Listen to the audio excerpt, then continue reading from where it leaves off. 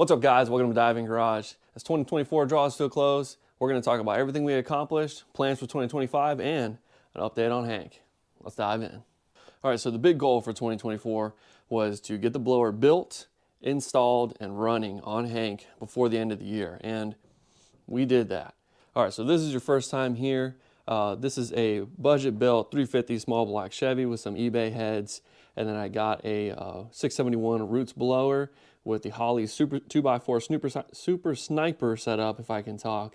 And then we got the apparently controversial imitation bug catcher. A lot of people were upset that I like the bug catcher where the butterflies work. If you look in there, you can see, of course, the filters for the snipers. But that I wasn't doing mechanical injection ever. That was never the plan. This was always the plan. So that went great. And let me talk a little bit about the Holley Super Sniper setup.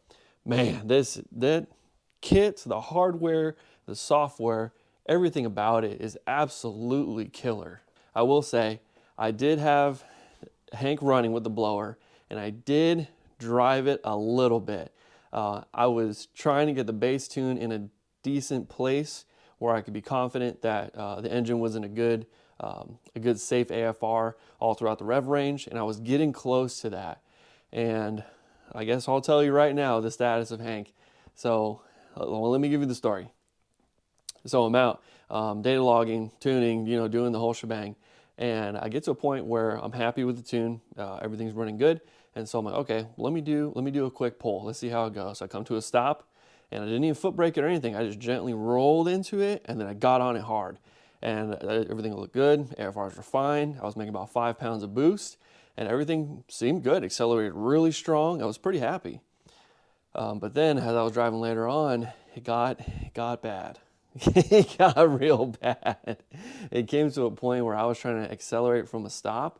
The RPMs would go up, but I wasn't going anywhere. I was scooting along at maybe like 8 or 9 miles an hour. I'm pretty sure my tractor could have beat us, but I am almost certain the torque converter has exploded. Now, why do I say that? That's a pretty precise assumption I just made, but let me assure you, I went through all the troubleshooting I could do. I verified everything, checked spark, fuel, air, the whole nine, make sure the tune was good, that I wasn't just down on power for whatever reason, pulled plugs, checked the wires. I did all the checking there was to check. And after, again, doing all that troubleshooting, and just kind of really thinking about what the symptoms were, it was the only thing that made sense. And so I continued to think about it. And I remember when I put this transmission in, which is a built turbo 400 capable of handling about 700 horsepower, which I was making much less than that, I thought about it and I was like, well, there's only one thing that makes sense. It's not, the torque converter isn't doing the converting. It's just slipping and sliding, and that was probably the biggest thing. It felt like the transmission was just slipping out of its mind, like it was a stock one from 1979, but it's not. And another thing I did was I dropped the transmission pan to check the fluid, which is nice and cherry red, and I did the filter. I don't know if you saw that filter short I did a pan gasket. I tried it again. I made sure the fluids were topped off. I'm telling you guys, I did it all. I checked anything you could possibly check. And that's where I landed. And there's another reason that I'm thinking that it is too. So the transmission is built and capable of handling 650 horse, 700 horse. But when I ordered the transmission, the one part I did not consider was that the torque converter that came with the package that I bought was not up to the task. It was a stock street converter with, I'm pretty sure the stall was like, I don't know, maybe 1,000, 1,200, because when I was getting on it, it was hooking right away and going. It felt like there was no slip in the converter at all, which is not good for my cam package, the setup in general. All in all, it's a complete mismatch. But once again, that's on me. I should have checked that. I should have made sure the converter was up to the task, the same as the transmission was, because when you put a blower on an engine, you are asking a lot of your converter. And the other thing was, parked the truck one time in the garage, came back out another time, and there was a massive pool of transmission fluid, and I think I know why. Because I think what happened was the pressure was too high on the converter, and maybe the I guess shell, if you will, wasn't strong enough, and I think it might have ballooned. I don't know that yet. We're gonna go check in a minute, but that's kind of what I think happened, because it seemed like there wasn't enough fluid. So I added enough fluid, or added more fluid, excuse me. And I just kept adding more and more and more and more, and I know I filled it up right. But dipstick said it wasn't in there, so I just kept adding it. I think what happened was the converter ballooned. It created a cavity where it needed more fluid, and so I kept adding it. But then once the engine shut off, the pump stopped pumping, all the fluid came and settled down, and it went up and out of the dipstick tube. Not the top of the dipstick tube, but where the bottom where it seats into on the transmission. So let's go check it out. And I wanted to give a quick shout out to Mrs. Diving Garage for hooking me up with this sweet workbench. Obviously it matches the Craftsman theme going on here. Got plans to get some more things. So anyway, thank you, babe. Appreciate the gift. Overall, the install of this 671 blower and the Speedmaster small block Chevy to 671 871 intake went really well. I just had one issue with an intake bolt. The second to last one on this passenger side.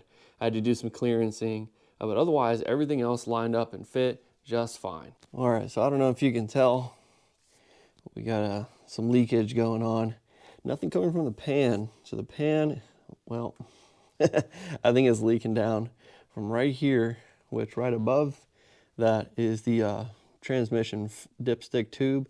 And like I said, I'm pretty sure it's coming out of there, dripping down here and just kind of going everywhere.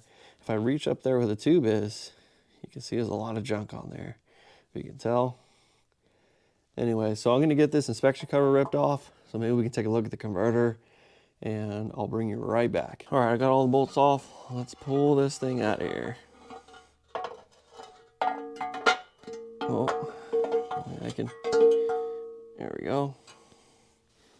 Let's see what we're working with. All right, first glance, let's see. I don't think the converter looks ballooned on this end.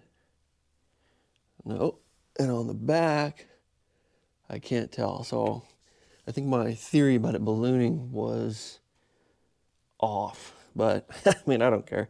This thing is freaking toast. Initial inspection, I don't see anything wrong. It's not cracked or anything. Bolts are still there. I don't think that the flex plate is cracked. Doesn't seem to be. Another thing I'm noticing is that I have a coolant leak coming from somewhere. I don't know if you see these drips going on. That's green. It might be tough to tell on camera, but that's actually green. Yeah, I don't know if you probably might be able to tell right there. That's actually not brown. It's green. I know I had a sensor leaking, but yeah, that's coolant for sure. Oh man. All kinds of stuff going on. Oops, sorry. Got green up here. And then if you could tell, this cardboard, I had another truck that's cherry red, transmission fluid. I got some issues, so comment below if you want to see me take this engine out. Well, pause. Engine's coming out regardless to get the converter out, because I am not messing with the converter transfer case combo again.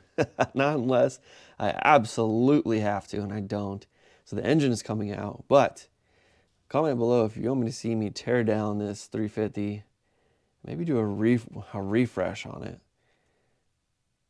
It's kind of been through some abuse in the past couple years, but I mean, it's still good, obviously runs and stuff, but I just got leaks and things aren't sealing right. It's just a lot. All right, so that is enough of that.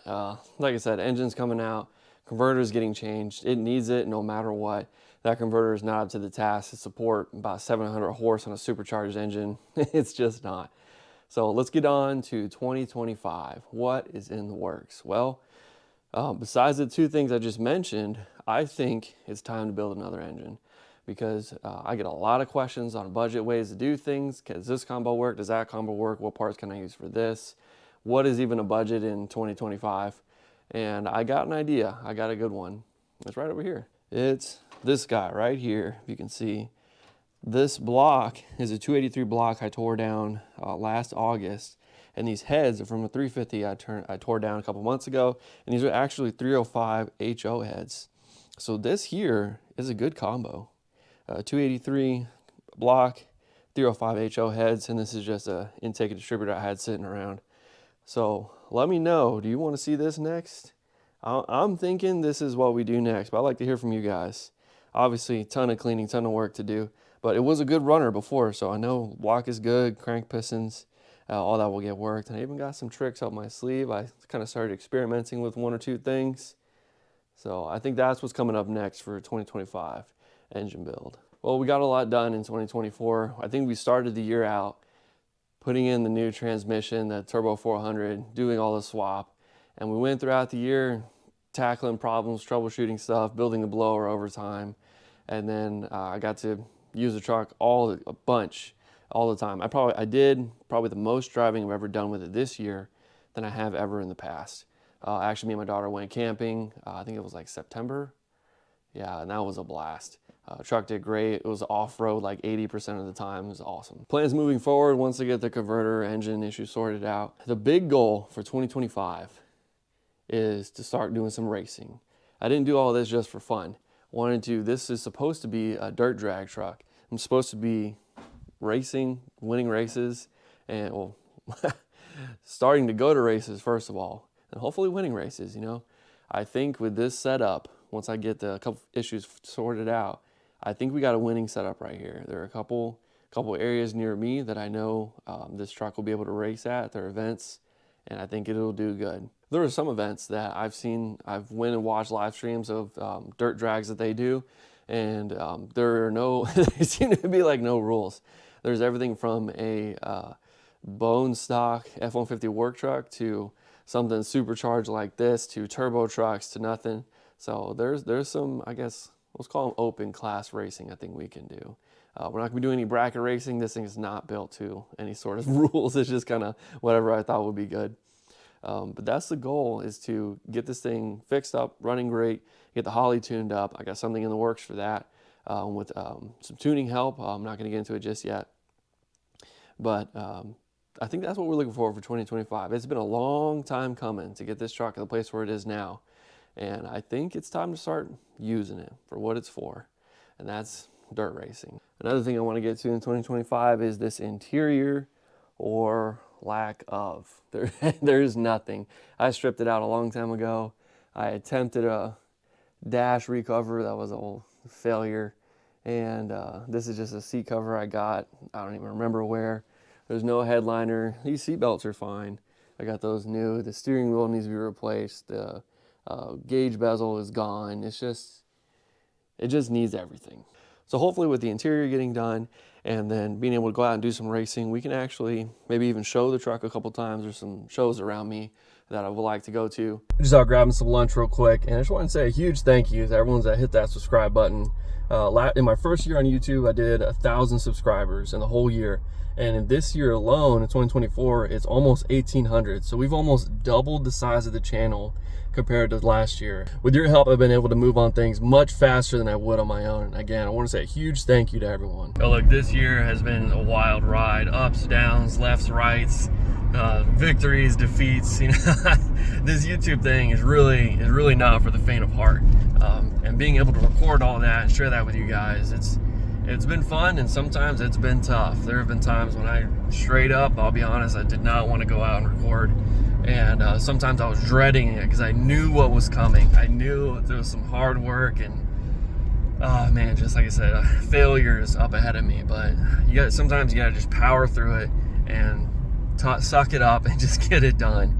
And like I said, this YouTube thing, I see a lot of creators try, start, and fail just because it's too much. It's too much to go out there knowing you have troubles ahead of you and doing it anyway.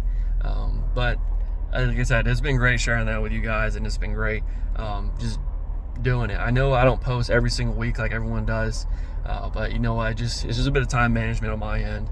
I did that for a while and it was okay, but I was burning myself out and I was burning my family out too at the same time. So I had to make a change. And there have been times too on the channel when I straight up needed help.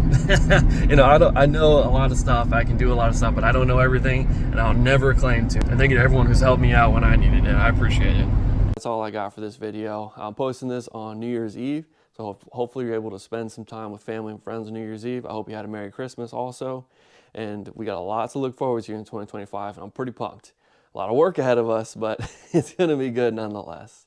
Well, guys, I hope you had a Merry Christmas, Happy New Year's, and if you liked the video, hit the like button, hit the subscribe button, and get out there and dive into your next project. Catch you next time.